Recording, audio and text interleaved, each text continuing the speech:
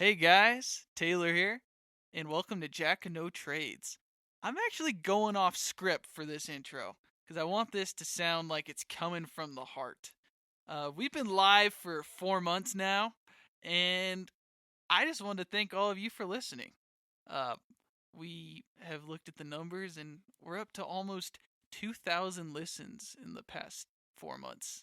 Uh, Maybe not a lot to some podcasts, but for us, that is 1,950 more listens than we expected. So, thank you for listening. We love you. We appreciate you. And it just makes it that much better for us when we plan out these shows for you. But we want to hear from you guys. We want to get some feedback on topics you enjoy, topics you don't. Not all of our pods can be winners, we know, but we try. But we want to hear from you. Get some feedback so we can put out some good stuff for you. So please get a hold of us. Don't be a stranger. Follow us on Twitter, Facebook. We have an email address. I'll put the address in the description for this episode. Shoot us an email. Be like, hey, guys, I like the show, but you should talk about this, or you should bring on this guest. We love new ideas. We'll talk about anything. We're not afraid. I talk about rape at least 5 minutes every episode. So we're clearly not afraid to hit any topics. So please contact us. Please contact us. We really want to hear from you guys. And with that, let's start the show. This is part 2 of our Kurt Cobain pod. Enjoy, guys.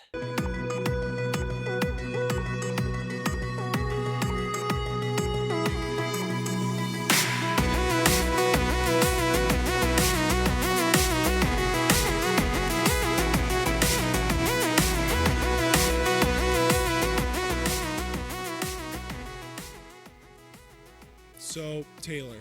Yeah.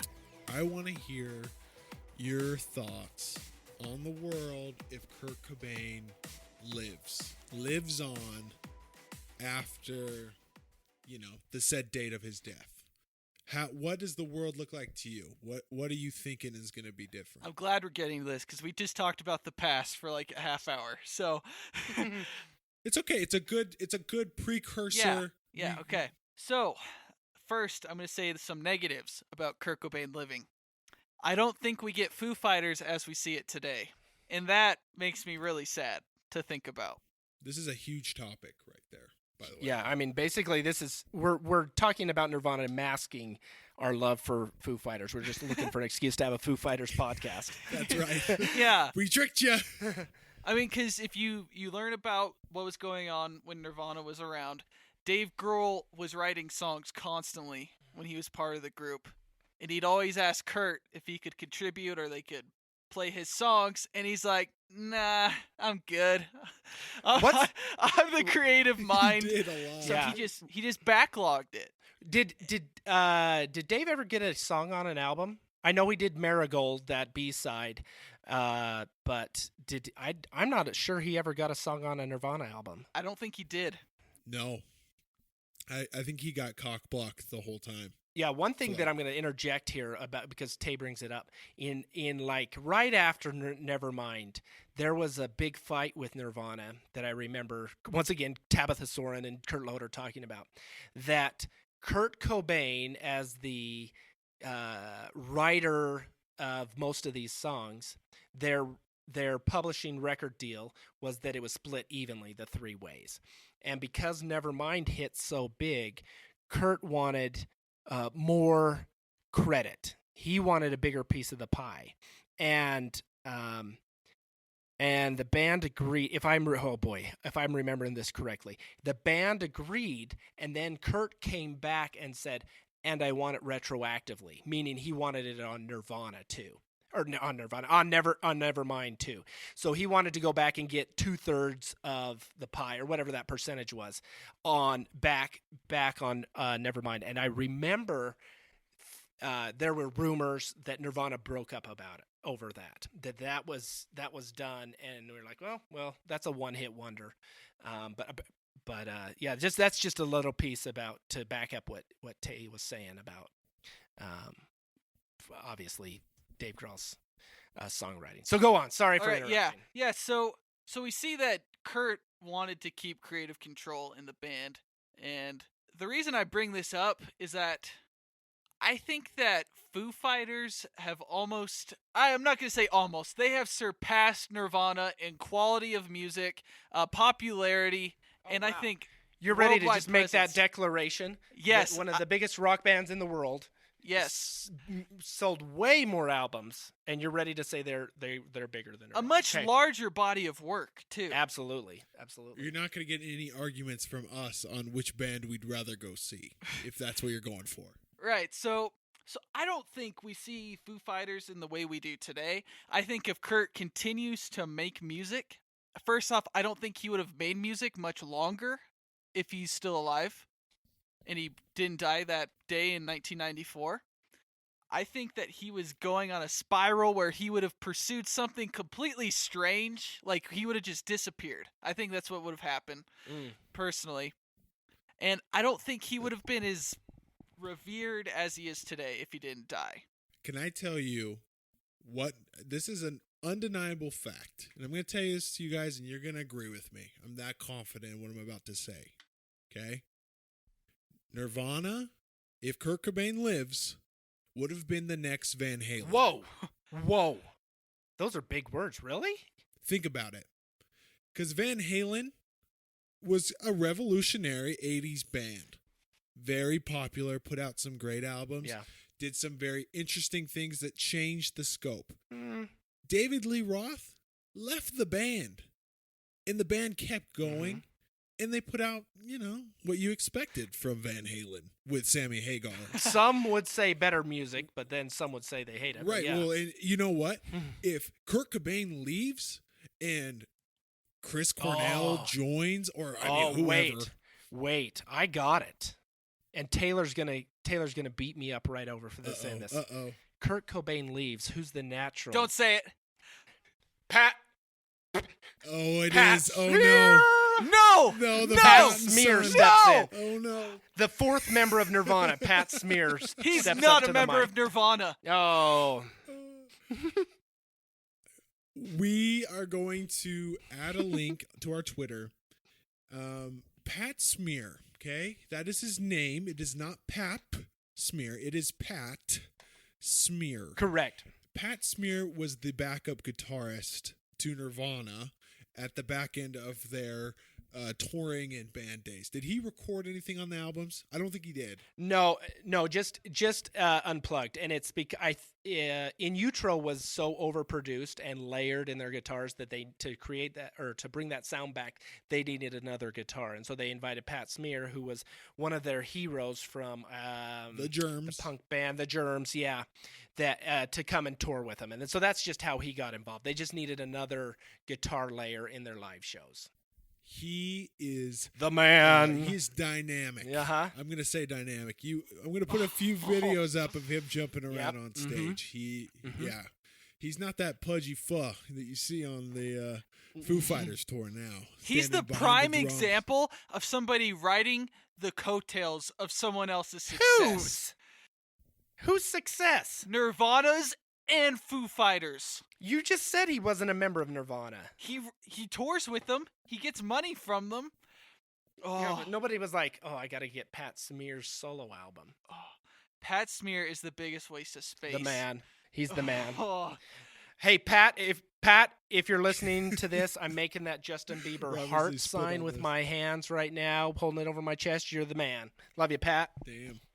So, obviously, we're Dave Grohl fans, okay? Big fans. How many people know that Dave Grohl was the drummer from Nirvana? Not as many as you think. Percentage that know a Foo Fighters song. How many would ever know that Dave Grohl was the drummer from Nirvana? I'd say 40%. Yeah, I think that's probably about right. Nobody's parents know that. That's crazy. Yeah. Only 40%. It's right. I think you're absolutely right, but it's so crazy to me to think about because he's so talented. Just everything about that guy is talent. Well, as Kurt Cobain, he was more artistic than talented to me. Yeah. Now I have seen Dave Grohl drum before, live in person.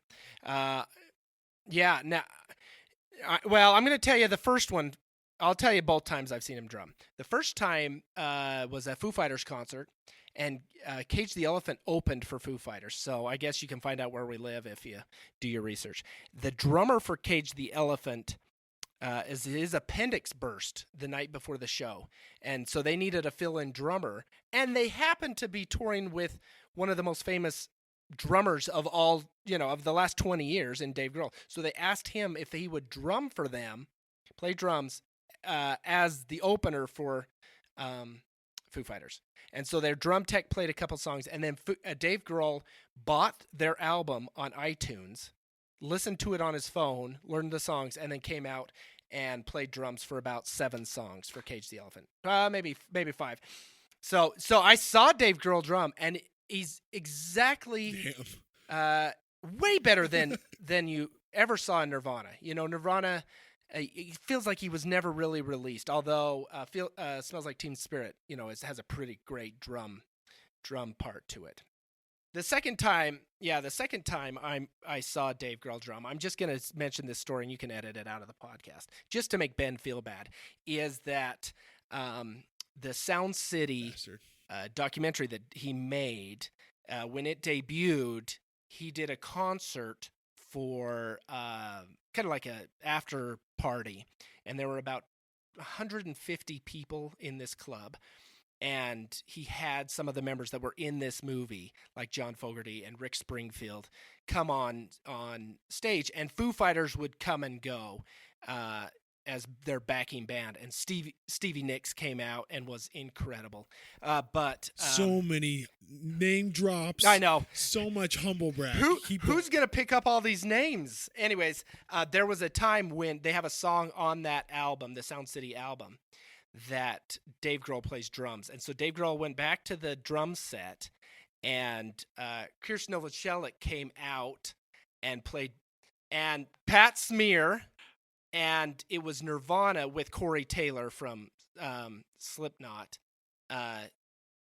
singing. And I was like, that's as close as to Nirvana as I'm ever going to see. So it's pretty awesome. Good for you. You know what? Yep. Dave Grohl's got a pattern. He doesn't like playing in bands with bass players. No bass in any kind of Dave Grohl related music. No, this is not the time to. I know where you're going with that. It's not. Yes, I know what you're saying. It's not, but it's true.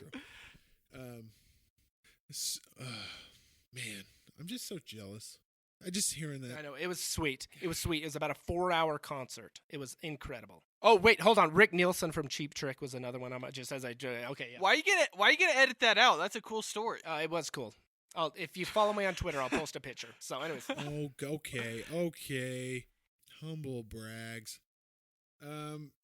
So Taylor, if I agree with you, I think Kurt Cobain would have just went off and been really weird and then eventually disappeared, or he would have got involved with something super dumb, like just not interesting and just weird to be weird, like painting or something. Like just laying in the street like for 10 days and just being like, oh, I felt like it, my stomach hurt.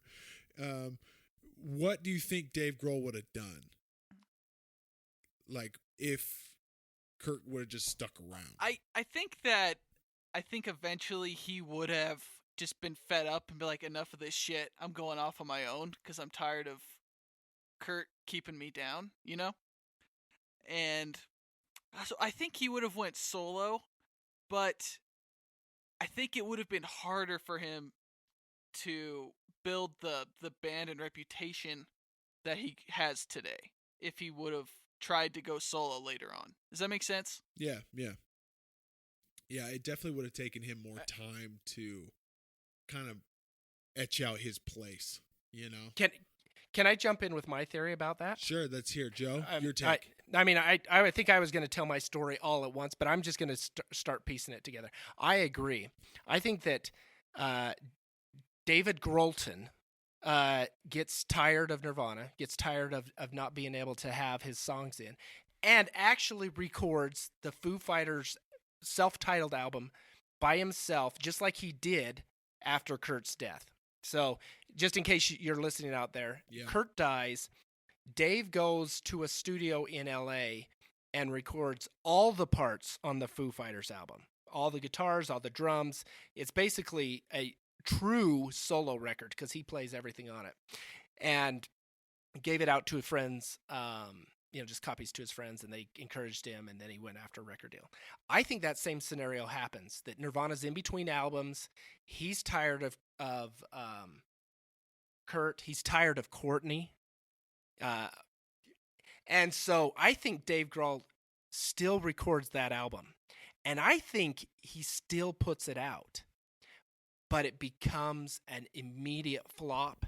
One of those side projects where somebody, you see them all the time, you're like, oh, the guitarist from, I don't know.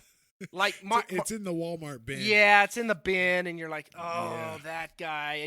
And maybe you buy it. Maybe you buy it 6 years after the fact because it's $2, and you're like, that was all weird, but all right. I think it's a one-off. I think he puts out the Foo Fighters album, and people kind of give it some attention because of who he is, and then he never makes another solo album. And he goes and plays for Tom Petty. Yeah, he goes and plays for Tom Petty. Yeah. In real life. He actually, now here's a little Dave Grohl trivia, rumor trivia, that yes, he was going to take the Tom Petty gig, but he was also offered the drummer job for Danzig and Pearl Jam. Really? Pearl Jam went through drummers quite a bit there at the first. I think they had a different drummer on their first 3 or 4 albums, and that was the rumors that he would actually upgrade. At the time, it was an upgrade to go from Nirvana to Pearl Jam, and that he would join the bigger band and go drum for Pearl Jam. And then they got Matt Cameron, who is from Soundgarden, who is amazing and really incredible. But so talking about band hopping, okay? Okay. You guys, you're familiar with Mother Love Bone, right? Yes. Okay, Mother Love Bone, Andrew Wood. Yep. Right? Andrew Wood overdoses, correct? Yes. Right? Dies. Rest in peace. The bandmates go on to do Temple of the Dog, correct? Not as a band, but like as a tribute, kind of like a tribute concert, but to him. Yeah, they never toured or anything.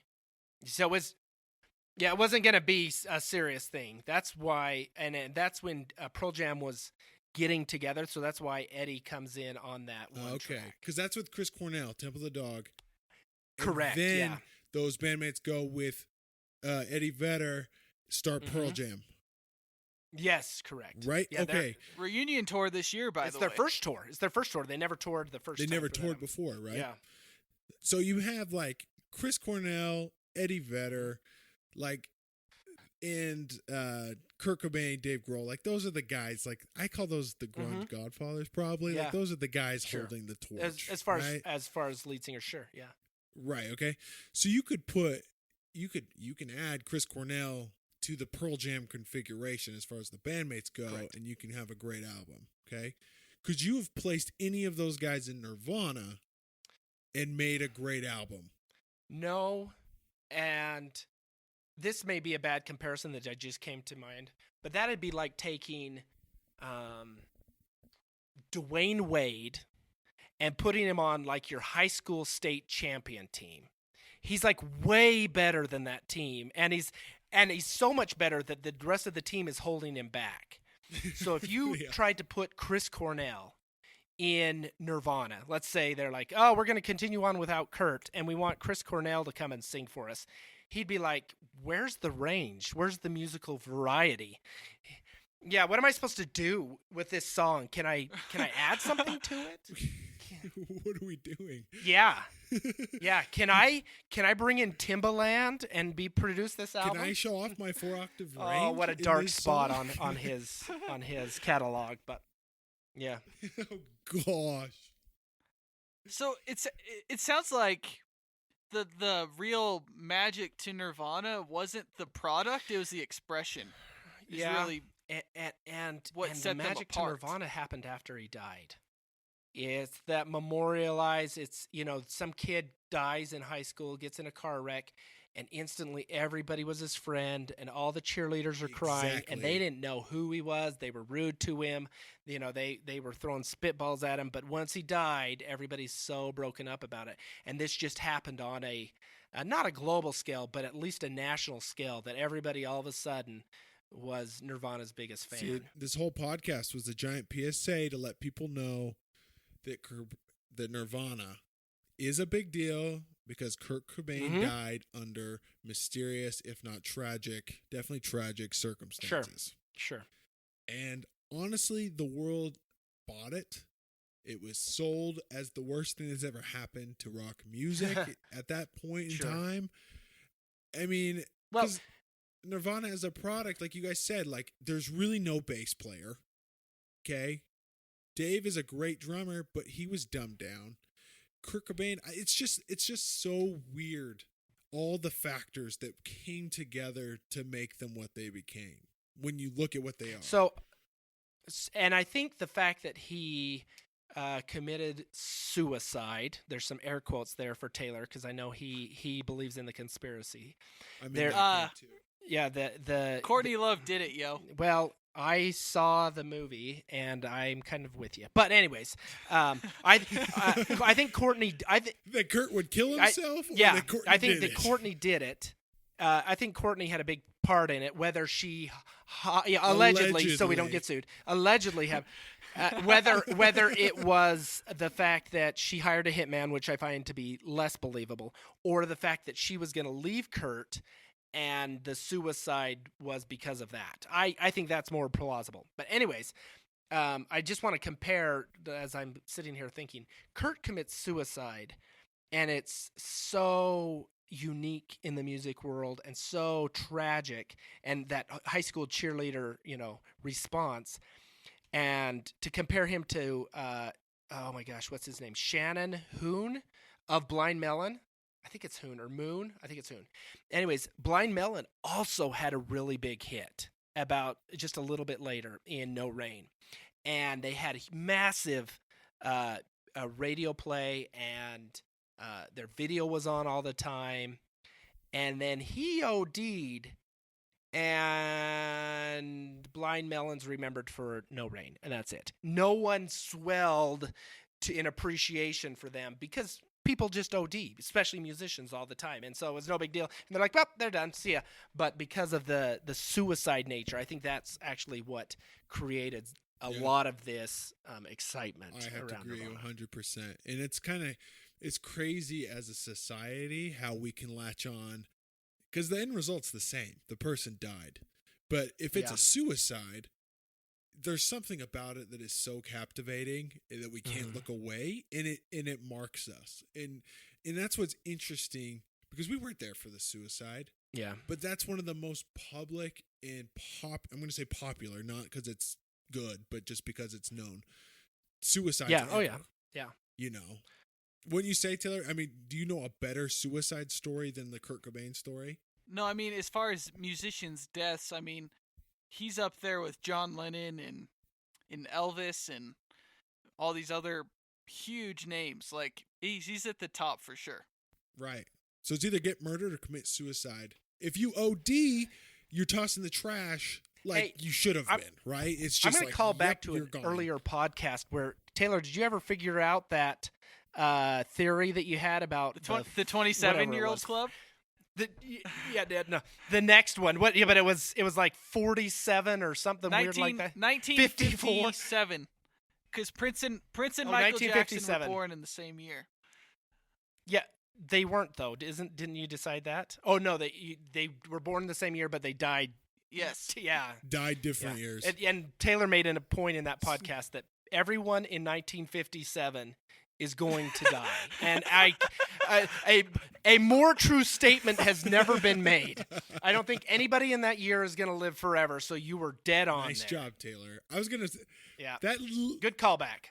That literally made my bullet point list for this podcast was that people make up stupid clubs like the 27 Club because of Kurt Cobain. It pushed them over the top. There's just one too many. We've got a club now, and now we got idiots like Taylor making up the 1957 Club or whatever. It's not fully developed. Prince and Michael Jackson. No, and because it's got nothing in common with each other. But you've got to actually make a fully developed thought, Taylor, before you say it. It was in my mouth, so I said it. So I think that I'm just gonna start saying some of my ideas. I bet Kurt's next project, I don't think the Unplugged album comes out, at least that soon. I think that In Utero kind of fizzles out. They don't finish the tour or something. He does something with Courtney.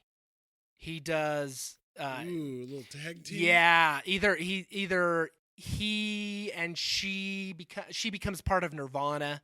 Something stupid like that. When like Springsteen did, his new wife came on as a backup singer, or he writes her next album and plays guitar on her tour, or maybe she does leave him and he pulls a Robin Thicke and puts out a horrible solo album. What is going on in the background there? Are you opening a can of pop or something? Water. I didn't. I had the recording off. Opening water, getting parched. That's anyways, why, Joe, I'm sorry. Keep going. No, okay. I could just hear it. All right. Anyways, but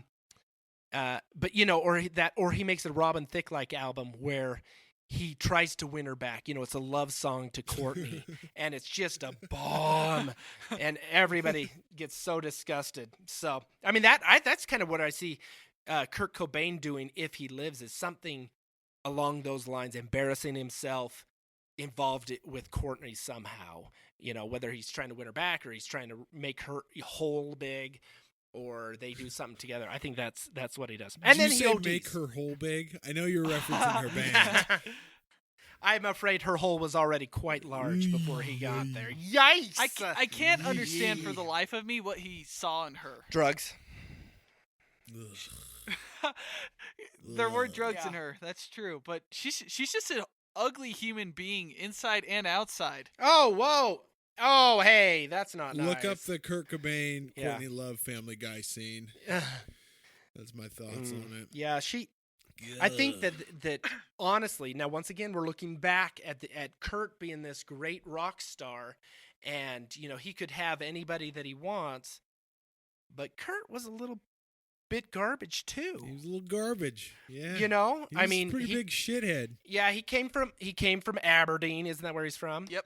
Aberdeen, and he was kind of. We drove by Aberdeen. Yeah. Aberdeen's a shithead. Yeah, and he was from rougher situations. He was, strung out all the time. He wasn't a great catch until Nevermind broke, and at that point, more power to him for sticking with her. I think they were together before Nevermind. So Taylor. Yeah. 2016. Kurt Cobain's still alive. He's most like what celebrity? Okay. I was thinking about this, of a good comparison. I think he's kind of like Prince, and let me explain why he's like Prince. It's because Prince was a hermit the last several years before he died. Can we preface that Prince was like you said, not even on the map, like for anyone? Yes, just completely off the map. For anyone. But then once he died, you couldn't even get his music. You had to go buy a CD or download his weird app. I mean, he was making it very inaccessible to get his music. That's why I think he's a good comparison. He would be out of the spotlight for sure. You can't even listen to him on YouTube. Sorry, but with other celebrities and elitists, I think he would have this ridiculously high reputation, if that makes sense. Just sure. like Prince. Did know, you hear people gushing over Prince the weeks after he died? That he was one of the most revolutionary musicians of the 20th century. Mm-hmm. His music was transcendent. That Minneapolis rock, like all this shit. I'm like, his music blows. I'm sorry. Whoa! I don't. And how would you know? You can't even find it. Yeah. Little Red Corvette is not a good song. I'm gonna come to defense. I'm gonna say Prince is musically talented. I'm gonna say that his music is better than Nirvana's, but yes, instantly overrated. And you're right. Nobody was into Prince the day before he died. I'm going to say it right now. If you were born after 1991, you don't know shit about Prince. You don't have a clue, because honestly, you are not buying all his albums. I promise you, you're not. You're not hearing him on the radio. I promise you. You can't even find it on damn YouTube, because all this Prince hype made me say, I'm going to really visit, Prince's music. Yeah. I don't know anything about him. Couldn't find him on Spotify. Can't find it on YouTube. I'm not going to buy it on iTunes. Sorry. So there you go. At least Nirvana has the decency to leave their music on Spotify. But I think the comparison still holds up. That's what Kurt Sure. Cobain would be like if he was around. Could Kurt Cobain stoop to as pathetic as Axl Rose, his Ooh. public enemy? Ooh. Maybe. I could see that. I had a comparison, but I'm going to go with Ben's. I could absolutely see that he's out of the scene and he broke up Nirvana and they fell apart and went and did their own thing. And then he comes back with the Nirvana name and tries to start it with completely new members. Yeah. Or he pulls an Axl Rose and never puts out an album and then comes back and sings for can't even think of a band that he would sing for, and that he has no business being lead singer for, but they just want the publicity. I think that if Kurt Cobain lives to this day, he's a junior version of Brian Wilson. That's a good call. Yeah, so if you see Brian Wilson now, he's gone. He's too many drugs. He's not a good interview. He just kind of stumbles around. He's not producing music. He's out of the scene. He's burned himself out. But people love Pet Sounds. And people love those early Beach Boys albums that Brian Wilson wrote. And so he's respected in that historical way and propped up. And if he ever showed up at an award show, there'd be thunderous applause. But he hasn't kept it up. I think Kurt Cobain's Brian Wilson Jr. Just for the record, he still is making music. He released an album a year or two ago called Peer Pressure, P-I-E-R. It's interesting. Oh my! It's not good. No, that sounds terrible. But yeah, he's still making music. It sucks, but it's there. Yeah, it's not. It's not Pet Sounds. That's true. That's weird. So like, I agree with you, Joe. Like, that kind of like respect, I think he would earn it. But like a guy like Brian Wilson and even Prince, like, and I'm going off conjecture here because I don't know anything about Prince, obviously, but they had talent, like they really knew what they were doing when they did what they did. And I'm not sure Kurt Cobain, he really had like a plan. I think just like the right things collided.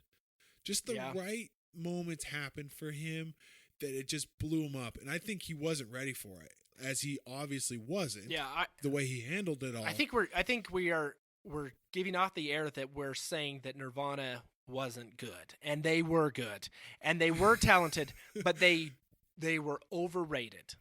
Or excuse me, they are overrated. That's a good way to put it. Now, at the time, I think they were I remember them being exactly rated where they should be. They were a big band, but they weren't as big as Soundgarden, and they weren't as big as Pearl Jam. And they had been, even the aforementioned Stone Temple Pilots had passed them by. Core came out and was a huge album in between Nevermind and In Utero. Maybe I shouldn't say passed them by, but that was another big band of that time. And they were rated about right where they should be. And then it just became significantly overrated after his death. So one last big question. If someone today in pop culture was to go the way Kurt Cobain did, who would be most apt to have a legacy like his? Let me tell you, I'm going to think about it. I'm going to talk while I think about it. But let us all hope and pray that Beyonce doesn't die tomorrow. Because if Beyonce... Frick. Speaking of someone who's already overrated. If Beyonce died tomorrow... this country, we'd probably cancel the election. We break. We all break. There would be a wailing and gnashing of tears. Free lemonade for everyone. Oh my gosh, we'd change the national anthem to Crazy in Love. Yikes. There'd be statues erected of her in every town square. Let's just hope that doesn't happen. But okay, I'm going to think about what your original question was. If somebody dies... Tay. Okay, I'm gonna throw a name out there. Not 100% on this. What about Adele? Oh, okay. Yeah. Yeah. Ooh, oh, okay. yeah. Adele is a good choice because I think the majesty of Kurt Cobain is that he died too young. We didn't get to see what he became. Couple albums people in. Have already, yeah. People, and Adele is not at her peak yet. Oh wow, you're saying there's think- more to come. An Adele I fan. think there's more to come. I think she's okay. A lot of people say she's the voice of a generation. I don't know about that. But I think her music would be remembered and played way more than it should if she died prematurely. Well, you did call her the voice of a generation, Taylor. Yeah, your words. You told All me right. that. You said that to me, so Fine. I could see it. I like Adele. Okay. That's fine. Yeah. That's fine. There's a normally- reason you're not married, but that's fine. Oh my God. Zing it, girl. Oh, man. Okay, I got one for you, and this is going to be controversial as frick. If Colin Kaepernick dies today, Oh wow. that guy will be shooting up to the top of the list where he shouldn't be. Okay? And think about the comparisons to his career to Kurt Cobain's career. Yeah. Colin Kaepernick has played some good football games, and he's had some great moments as an athlete. But this last 2 years, it's been really rough on the guy, Yeah. right? He's garbage. He is in the spot. He's garbage, right? And all signs were pointing to Kurt Cobain being garbage when he died, okay? Like, he was headed more towards garbage than to promise, like the promised land. Kurt Cobain, I mean, if Colin Kaepernick goes, people are going to put him as the face of a civil rights movement that he probably didn't really have anything to do with, except for sitting during the national anthem. Okay, I get that, but let's stick to music, man. Like, I said pop culture. oh, I thought we were doing music. That's my bad. I said pop culture, but okay. I'm saying he would become way more famous than he needs to be for what That's he's a good. done. That's all I'm saying. That's true. That's a connection. It's not perfect, but it's similar. All right, Joe, do you have one? Or are you? Oh, I just keep on thinking of these ones like the form. But what if Taylor Swift died? No, that would be. It would be too much. It'd be too much. That'd Let be me. too I'm much. still Too gonna think. big. I'm still gonna think about it. I like Taylor's. I like. Adele's a good one. really good. I don't think I can beat that one. That's a perfect analogy. She's in the sweet spot of being well known, but also like Mm-hmm. not quite as Yeah, just a couple albums in. yeah, like just young enough to. Mm-hmm. It's a good And one. could die. She could die at any moment. Yikes! Hey, You know, I know we're wrapping up, but I was just thinking about what if Kurt doesn't die and Nirvana's still there. That absence of Nirvana kind of created a vacuum where other people could step in. And I wonder if people right at that time, I think it's 95. So the next year, Alanis Morissette comes out with Jagged Little Pill. And we're clamoring for something to fill that void. Does Alanis Morissette become big? Alanis Morissette is still putting out albums to this day based on one album, that first album. She's had nothing since then, but she still continues because of the hits of that one. I wonder what happens. Like, what did we substitute because of Kurt's death? Was it Alanis Morissette? The boy bands come in very soon after. Very soon after. Yeah. oh yeah, they filled that void quick. I want to say Taylor's appreciative because bands like Smash Mouth could form. Oh hell yeah! Well, I call the late '90s the dark ages of music. Taylor is just loving it. He is just ska bands. That's my wheelhouse. I love NSYNC. I love Matchbox 20 and Rob Thomas. Oh, Sugar Ray, early 2000s. It's It's man, bad. I'm just like. Your It's music really taste bad. is shit. But I'd be sad if that didn't happen. But Would you? I would. The world is missing nothing because Rob Thomas and Carlos Santana collaborated on a huge hit. Give me your life, no more fear, or else forget about it. Oh yeah, that's a Oh, great song. gosh. No. The But- world is For some reason, the amount of classic Led Zeppelin style rock bands has almost like shriveled up in music. from we're I done with don't him. and so like I don't know how Nirvana changed that landscape. Like I think it's a big ripple if they're still around. Well, I don't know. There's so many things we don't know. But you know what? We explored a lot of things anyway. We did. So good for us. There is one. In summary, Joe, what do you have to say? There's one benefit if Kurt Cobain lives on in my fan fiction, and that's that the album Sonic Highways never gets made. Whoa! Wow, Dave, if you're listening to Shots this, if you've come fired. across this podcast and you've liked that we love you, I'm calling for another Wasting Light. Please get back in your garage. Get Butch Vig, the producer of Nevermind. Get him back in. Let's do another analog. Wasting Light was the bomb.com, whatever you want to say. And then Sonic Highways I was remember a swing and a miss. We listened to Something for Nothing off that album right when it came out because they released it week by week. Mm-hmm. Yep. And we listened to it and we said, Yeah. you know what? That's a pretty good song, but I can't wait to hear the others. We listened to the next 7 songs and we said, you know what? We should have just stopped after the first one. Yeah. So. And it was so much promise. I mean, you told me Foo Fighters are going to have Gary Clark Jr. play on a song. Oh, my gosh. And I've just wet myself. Oh, And man. Gary Clark Jr. is the man, by the way. he is the man. Heir apparent to rock and roll blues music. Wow. He's the guy. Yeah. Come on. Big hype for Gary Clark Jr. Everybody's got a lot of music homework to do this week. Gary Clark Jr. should be the one you listen to first, though. Listen to him first.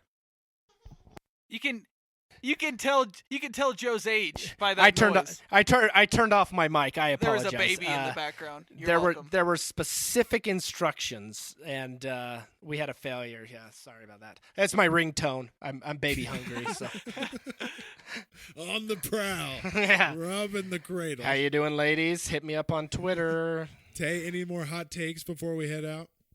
I don't know. I feel kind of guilty because we kind of say the world's better off without Kurt Cobain. In his absence, if it created a space for Alanis Morissette, it also created a space for Foo Fighters. And Foo Fighters have given us a very accessible rock band. If on every award show. They're the go-to guitar band of anything on TV, and they're really good. And for that, if we had to lose Kurt to gain the Foo dudes, well, that's fucking great. Wow. You practiced that in the mirror. I have it written down here on my notes. Close with this line. No. Wow, that's what we bring you on. We love the preparation. I mean, just because something's commercialized doesn't mean it sucks. I think that's the difference That's between true. Nirvana and Foo Fighters. Is Good Foo call. Fighters recognize that? Yeah. There's some, honestly, turn on a Nirvana album when I'm in the right mood. I love it. It's great. It scratches an itch. It's great. So we're not saying we hate Nirvana No. or anything else. Just, the world would be different if things hadn't gone down. I would choose Nirvana over Green Day any day. That every we day. can all agree on. Yeah, every day. I'm all in on Nirvana. Oh, Green Day. I just like Alice in Chains and Soundgarden and Pearl Jam better. Well, thanks, guys. This was a good medium for us to Yeah. talk about 90s music, early 90s alternative music that we love, and speculate. Yeah. All the things we do best. Yeah. Hope you enjoyed it. Tay. Hope we didn't Oh, put you millennials to sleep. well, we might have. Tay, Yeah. you feeling good, man? I'm feeling good. Everyone listening, you got a lot of homework to do. Yeah. Yeah. Start listening. We threw off a ton of names in this pod, so Two-parter, right? This is going to be a two-parter. it's gonna be a two-parter. Let's just wrap it up. Gary Clark Jr. Gary Clark Jr. Go listen to Gary Clark Jr. Go listen to Alter Bridge, and go listen to the entire Foo Fighters catalog. Anything else that we need? And sign the petition to release the evidence from Kurt Cobain's death because it was a murder. It was not a suicide. It was a murder. Watch Soaked in Bleach on Netflix, and you will be one of us, one of the resistance. Ooh, how about How about Making a Murderer season 2 is about Serial season 3 even. Don't get me started on Serial. That Yeah. bitch doesn't deserve a No, show. we've already done that. I'm sorry. Hey, are we almost done? We're done. Is this the We end? Gotta be done. I just want to say this is the first time in your podcast history. We're an hour and 15 minutes in, and we made it all the way to the end, and Taylor didn't bring up rape one time. You didn't. Jack and No Trades Taylor. out. So proud of you. Oh, well, we know Kurt Cobain was raped right before he jeez. died. So, Taylor, the rabbit hole, it's calling you. Yeah. Taken 4.3, okay? I'm working on it. All right. Okay. All right, that's the end of part 2. Congrats, you got to the end of the pod, and you got to hear the answer to the question. I hope you liked our answer. I thought it was pretty thorough. But that's all we got. Thanks for listening. This pod was kind of a doozy to edit. If you want to hear the story behind that, you can email me, and I'll let you know what happened. Obviously, you could tell it sounds a little funky, but I think it worked out. I think there's some good moments in it, and I think it's definitely worth a listen. So, we played a song from our garage band at the end of episode 1, so we're going to do that again. So, this is Come As You Are, the hit song from the Nevermind album. Enjoy. It's a great one. See you guys, and we'll see you next week. We're talking about Destiny for all you gamers out there. Rock on. We'll see you next week.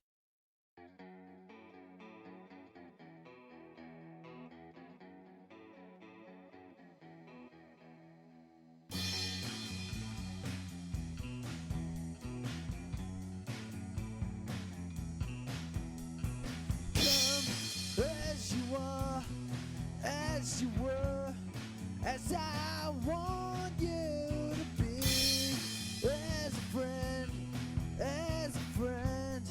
as an old enemy. Take your time, hurry up, choice is yours, don't be late. Take a rest, as a friend, as an old enemy.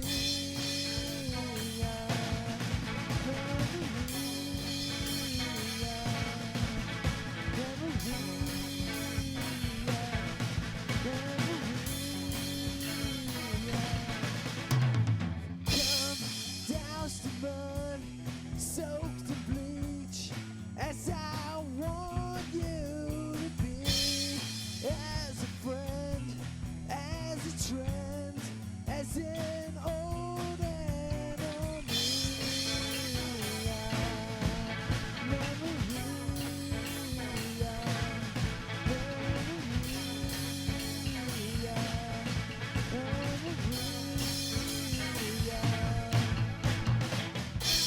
And I swear that I don't have a gun.